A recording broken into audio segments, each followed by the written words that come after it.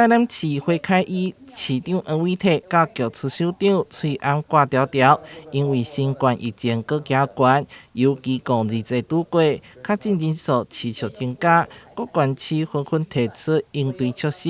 议员陈义珍伫总咨询，除了关心卫生局的防疫配套，实际调查更发现，快筛竟然严重欠缺。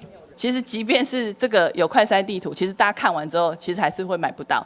那我们刚才又确认了一次，今天是礼拜三，刚才打完哦，再打这3家有到货吼，那其中有1家只剩下1支，吼，那其他2家吼，只剩下1支吼，你看只剩下1支吼，很珍贵的1支吼，这是快筛，很珍贵的1支。那其他2家问说你要不要登记？你不登记就会抢光光，所以还是很缺哈，所以这个快筛的部分到底怎么处理？因为这个上游是一个量产哈，是。那这个量产的部分，现在在卫福部他们都已经说，已经要求这个快筛试剂的这个几个厂商，那他们是说到这个礼拜的话就可以增加，比如说121万剂。是。好，那到底这个增加的速度能不能跟民众的这个需求搭配起来？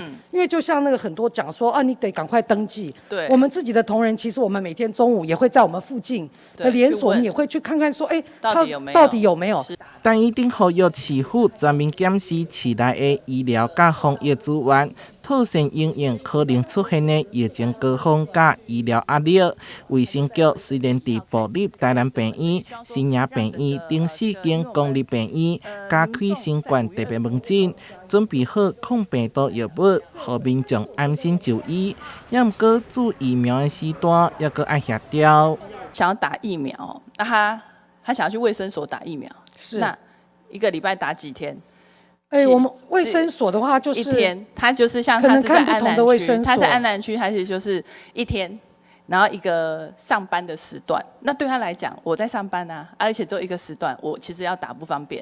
他希望是不是能够加开一些疫苗可以施打的时段？那个打疫苗的话，其实我们有个预约的平台，叫做台南打疫苗。我知道。事实上，你一进去，你就可以看到，不只是卫生所，还有更多的诊所，都有提供这个疫苗的服务。那有些民众他就是喜欢就近去卫生所啊，他就在卫生所旁边，他就想要就进去卫生所。可是当他觉得这个时段上没有很不方便，就会影响他这个打疫苗的这个意愿，然后。这波疫情威胁未当轻好，市府将强化防疫整备，加强宣导落实防疫工作，守护台南市民的健康甲安全。